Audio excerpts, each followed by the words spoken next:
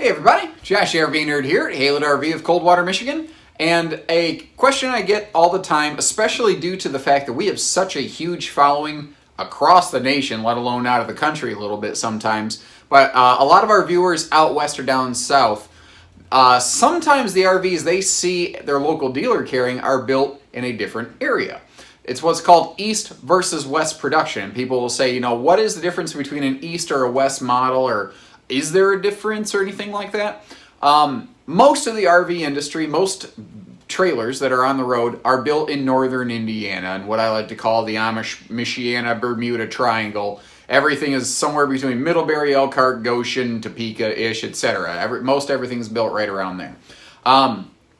There are certain really big high-volume brands that to be more affordable for a customer who lives further away, they have opened additional production facilities outside of northern Indiana, usually around Idaho, California, somewhere. It varies a little bit. And that kind of birthed the idea of East versus West production. And most of the time, manufacturers will specify if something is East or West built. The default is considered East. Usually they'll only make a point to specify if it's a West built unit. There's a little bit of a reason for it, and occasionally you'll find one plant builds a floor plan, the other does not. So the reason that they offer, like this is a West produced model as compared to just this is the normal thing that we build, is due to the little bit difference in suppliers. So if you think about it, like the parts that these things are built out of, most of those suppliers also exist in northern Indiana. You can't just take all of the same wood studs, wall panels, aluminum skin, etc., and you can't just put them on a truck and ship them out west and assemble it out there. It won't accomplish anything. It won't save anything because of the extra shipping cost that's involved. They have to work with local suppliers. Now what they do is they say, okay, here's what we're going to be using building out of northern Indiana. Attention suppliers around the West Coast, Rocky Mountain, whatever area, or down south, or wherever that factory has to be. Here's what we're going to be using. Can you match this or come up with something that's so insanely close that no one could ever discern a difference? And most of the time, you pretty much find a part for part match. It's not really hard to put, like, you know, wallpaper on a piece of Luan, for example. But occasionally there are certain things that either cannot be met identically, or there's just certain suppliers, certain items aren't available. Like an example was years past, a full Springdale travel trailer had a vaulted interior ceiling in the East, but West built units did not, because they did not have a supplier for vaulted roof trusses out there for that met that factory's wants and needs and etc. So most of the time though, they'll tend to be built the same. Like, there's been this weird rumor thing that I've seen creeping up all of a sudden this year. People say, well, I've heard that, like, the one built here has better insulation and the one built there has better tanks or something. No, that's not at all the intention. That's not generally going to be true, not generally going to be the case. Like someone said, well, out west they get a lot of snow. I live in Michigan. There's on the East Coast. You think they don't get snow? There's plenty of snow to be found around this country. It was snowing in Arizona while it was sunshine here this year. Weather's crazy, man.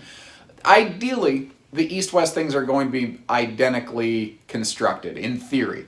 There's those little differences from little part suppliers that cause extremely minor variations between the two. Typically, your tank sizes, your roof decking thicknesses, almost everything that matters will be the same. One might have a little bit different, like sometimes there's a floor plan that for whatever reason, the people who tend to dry camp out west works better there, whereas the people in the Midwest who tend to do more part camping, that floor plan just doesn't jive as well. So very rarely will you find a floor plan built in one region and not the other. Occasionally, there are certain restrictions, like most of the West Coast, if you will, production facilities, the build lines, the physical assembly line, it's not as long. And I don't mean like how many stations, I mean they can't accommodate trailers past like 32 or 35 feet, whereas here in the Midwest, often there's just physically a larger, bigger factory that can physically produce larger, longer models.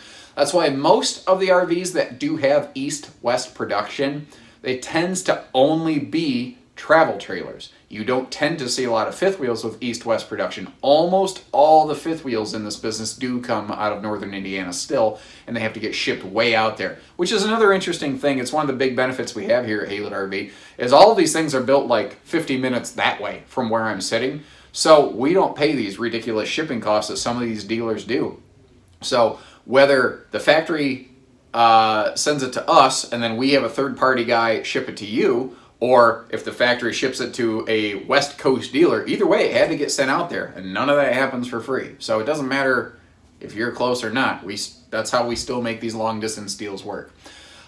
There's a couple really interesting instances, though, like Rockwood really jumps out in my mind. Rockwood, last I checked for several years, has been the single #1 selling travel trailer in the state of California, and they don't have West Coast production.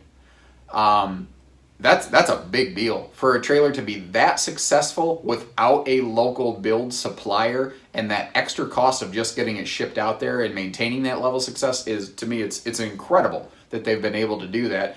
And part of the reason is because they are not willing to sacrifice anything not being exactly how they want it. They're just ultra picky down there, and it shows in their products. That's the reason their trailers are just absolutely awesome.